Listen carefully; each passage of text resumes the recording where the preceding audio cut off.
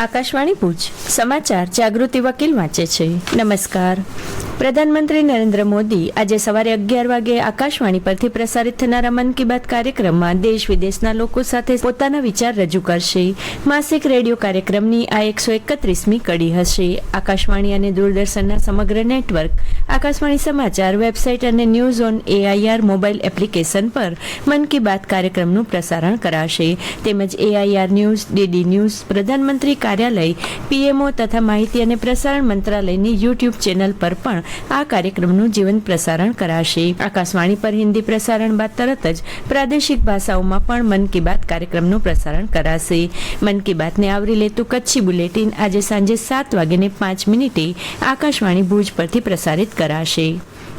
કચ્છ સરહદી વિસ્તાર હોવાથી તેમની સંવેદનશીલતાને ધ્યાનમાં રાખીને રાષ્ટ્રીય સુરક્ષાના પરિપ્રેક્ષ્યમાં વિવિધ એજન્સીઓ સાથે સંકલન સાધીને પોલીસ પણ રાષ્ટ્રહિતમાં મહત્વની ભૂમિકા ભજવવા કટિબદ્ધ હોવાની વાત રાજ્ય પોલીસના વડા બન્યા બાદ પ્રથમ વખત કચ્છની મુલાકાતે આવેલા ગુજરાતના પોલીસ વડા KLN રાવે કરી હતી. તેમણે કહ્યું હતું કે દેશની પશ્ચિમ સરહદે આવેલા જિલ્લામાં સુરક્ષાને લઈને ઢીલાસ ચલાવી લેવાય નહીં. 1992ની બેન્ચના પોલીસ અધિકારી અને છેલ્લા 34 વર્ષ દરમિયાન અલગ અલગ પ્રકારની પોલીસની જવાબદારી નિભાવનારા રાજ્યના પોલીસ વડા શ્રી રાવે ગઈકાલે ભુજની IG કચેરી ખાતે કચ્છની મુલાકાત પાછળનો હેતુ સમજાવતા પત્રકારો સાથે વિવિધ મુદ્દાઓ પર વાતચીત કરતા જણાવ્યું કે ડિજિટલ એરેસ્ટના બનાવમાં કોઈ પણ ઓનલાઈન ઠગાઈનો ભોગ બનો ત્યારે તરત 1930 હેલ્પલાઇન પર માહિતી આપો, જેથી વહેલી તકે સામેવાળા ખાતા ફ્રીઝ થઈ શકે. તો આવનારા દિવસોમાં બોર્ડર એરિયા ડેવલપમેન્ટનો એક એક્શન પ્લાન છે, જે અંતર્ગત સીમા ક્ષેત્રના પોલીસ મથક અને આઉટપોસ્ટને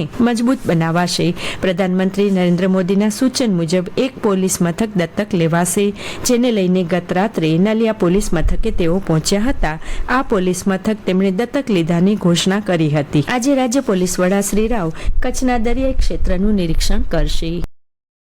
સાંસદ વિનોદ ચાવડાના અધ્યક્ષસ્થાને કલેક્ટર કચેરી ભુજ ખાતે દિશા સમિતિની બેઠક મળી હતી, જેમાં વિવિધ સરકારી વિભાગ અંતર્ગત ચાલતા વિકાસ કામોની સમીક્ષા સાથે સમય મર્યાદામાં કામો પૂર્ણ કરવા સાંસદ દ્વારા તાકીદ કરાઈ હતી. ધારાસભ્યો દ્વારા બેંક, રેલવે, પોસ્ટ રોડ, વીજળી, રસ્તા સહિત વિવિધ પ્રશ્નો રજૂ કરાયા હતા. આ સાથે કચ્છ કલેક્ટર આનંદ પટેલે વિવિધ વિભાગ હેઠળ થતા વિકાસ કામો જનપ્રતિનિધિઓ સાથે સંકલન અને સહયોગમાં રહીને કરવા સાથે સરકારી સંસાધનોનો શ્રેષ્ઠ ઉપયોગ કરીને જન સુધી સુખાકારીના કામો સુચારુ રીતે થાય તે બાબતે અધિકારીઓને સૂચન કર્યા હતા. અંજાર તાલુકા પંચાયત ખાતે ટેકનિકલ અને ઉચ્ચ શિક્ષણ રાજ્યમંત્રી ત્રિકમભાઈ છાંગાના અધ્યક્ષસ્થાને વિકેન્દ્રિત જિલ્લા આયોજનની વિવિધ ગ્રાન્ટના કામોના આયોજન માટે અંજાર તાલુકા આયોજન સમિતિની બેઠક યોજાઈ હતી. T20 વિશ્વકપની સુપર 8ની પાકિસ્તાન ન્યૂઝીલેન્ડ ટીમો વચ્ચેની પ્રથમ મેચ વરસાદને કારણે રદ થઈ હતી. શ્રીલંકાના કોલંબોના પ્રેમદાસ સ્ટેડિયમ પરની મેચમાં પાકિસ્તાને ટોસ જીતી બેટિંગ કરી હતી, પરંતુ વરસાદને લીધે મેચ શરૂ થઈ શકી ન હતી. એ પછી મેચ રદ કરવાનો નિર્ણય લેવાયો હતો. બંને ટીમોને 1-1 પોઈન્ટ અપાશે. T20 વિશ્વકપની સુપર 8ની બીજી મેચ આજે ભારત અને દક્ષિણ આફ્રિકા વચ્ચે રમાશે. અમદાવાદના નરેન્દ્ર મોદી સ્ટેડિયમ પરની મેચ આજે સાંજે 7 વાગે શરૂ થશે.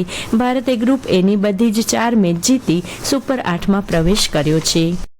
ભુજના સેવાભાવી તબીબ ડોક્ટર રામ ગઢવીનું ગઈ રાત્રે ભુજમાં અવસાન થયું હતું. તેમની વય 51 વર્ષની હતી. તેઓ તબીબી સંગઠન અને ભાજપ તબીબી સેલના સહ કન્વીનર તરીકે રહી ચૂક્યા છે. ભુજ નગરપાલિકાના તેઓ પૂર્વ ઉપાધ્યક્ષ અને પૂર્વ નગરસેવક તરીકે પણ સેવા આપી હતી. સદગતની અંતિમ યાત્રા આજે સવારે 9:30 વાગે તેમના નિવાસસ્થાનેથી નીકળશે. સદગત રાજકીય અને સામાજિક ક્ષેત્રે ઘણા વર્ષોથી સંકળાયેલા હોવા સાથે આરોગ્ય સેવા ક્ષેત્રે સમાજમાં સામાન્ય વર્ગના લોકો માટે આશીર્વાદ સમાન હતા. ડોક્ટર ગઢવીના અકાળ અવસાનથી સમાજમાં ઘેરા શોકની લાગણી પ્રવર્તી છે. ઇન્ડિયન મેડિકલ એસોસિએશન સહિત વિવિધ સંસ્થાઓએ તેમને શ્રદ્ધાસુમન અર્પણ કર્યા છે.